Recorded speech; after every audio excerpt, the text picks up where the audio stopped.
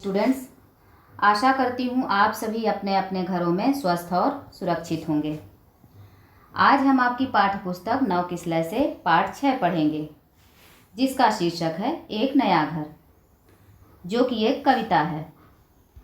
बच्चों, इस कविता में कवि हमें यह बता रहे हैं कि हमें कैसा घर बनाना चाहिए। इस कविता का अर्थ समझाने से पहले आइए हम इस कविता का वाचन कर लेते हैं। कविता का शीर्षक है एक नया घर। चलो बनाएं एक नया घर खुशी भरा। चलो लगाएं एक बगीचा हरा हरा। कोयल यहाँ गीत गाएगी, फूल खिलेंगे यहाँ वहाँ। चिड़ियाँ पेड़ों पर बैठेंगी, डाल डाल पर जहाँ तहाँ। केवल मेहनत केवल खुशियाँ, निंदा में क्या रखा हुआ। मौज नहीं पूछो जिसका है, स्वाद मेल का चखा हुआ। हाथ मिलाओ साथ चलें हम, बड़ी दूर तक चलना है। हम ऐसे दिए हैं रात भर, जगमग जगमग जलना है। जहाँ हृदय में निश्चलता है, अमृत का सागर पसरा। चलो बनाएं एक नया घर खुशी भरा। तो आपको यह कविता कैसी लगी? है ना ये एक सुंदर कविता। आप इस कविता को बार बार पढ़कर याद कर लेंगे। ठीक, अब इस कविता का अर्थ हम आपको बताते हैं। इस कविता के माध्यम से कवि यह समझाना चाह रहे हैं कि हम सभी को एक ऐसा घर बनाना चाहिए, अर्थात ऐसे वातावरण का निर्माण करना चाहिए जहाँ चारों ओर खुशियाँ ही खुशियाँ हों। उस घर के आसपास ऐसा वातावरण हो जहाँ पेड़ पौधे पशु पक्षी सभी आनंद से रहें। जहाँ रहने वाले लोगों में आपस में प्रेम और अपनेपन की भावना निहित हो। लोगों में एक दूसरे के प्रति किसी भी प्रकार का द्वेष न हो। सब एक साथ आनंद पूर्वक रहते हुए एक दूसरे का ख्याल रखें। बच्चों, आप कविता की एक एक पंक्ति पर ध्यान दीजिए। हम कविता का अर्थ विस्तार से बताते हैं। इस कविता के माध्यम से कवि यह कहना चाहते हैं कि हम सभी को एक ऐसा नया घर बनाना चाहिए जहां चारों ओर खुशियों का वातावरण फैला हो, और उस घर के पास एक बगीचा तैयार करें जहां हरियाली ही हरियाली हो।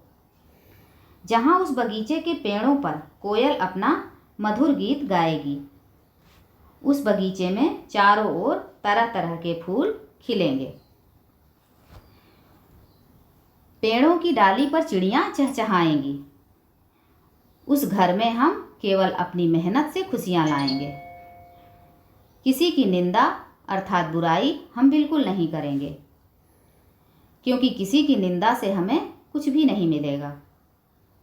अगर हम किसी का दुख सुख नहीं पूछ सकते तो हमें अपनेपन का अनुभव कैसे होगा। हम सभी को आपस में मिलजुल कर रहना चाहिए, क्योंकि यह जीवन का मार्ग बहुत लंबा है। इसलिए हमें सबके साथ मिलकर इसे तय करना है। हम ऐसे प्रकाशवान दीपक बने जो रात के अंधकार को मिटाकर चारों ओर उजाला फैलाएं। हमें ऐसा घर बनाना है जहाँ के रहने वाले लोगों में किसी भी प्रकार का छल कपट ना हो। सभी का हृदय स्वार्थ रहित हो। वहाँ चारों ओर अमृत का सागर अर्थात खुशियों भरा संसार फैला हो। हम सभी को मिलकर एक ऐसे नए घर की रचना करनी है जहाँ खुशियाँ ही खुशियाँ हों। उम्मीद है आपको इस कविता का अर्थ समझ आ गया होगा। इसे और अच्छे से समझने के लिए आप इसे बार बार दोहराकर सुनें। आपको भली भांति समझ आ जाएगा। बच्चों, एक बात मैं आपसे और कहना चाहूँगी। इस समय आप पूरे समय घर में हैं और आपको पर्याप्त समय मिल रहा है। इसलिए जिनकी राइटिंग अच्छी नहीं है, रीडिंग अच्छी नहीं है, जो अच्छे से पढ़ नहीं पाते हैं, वे प्रतिदिन 1 पेज राइटिंग लिखें, सुलेख लिखें।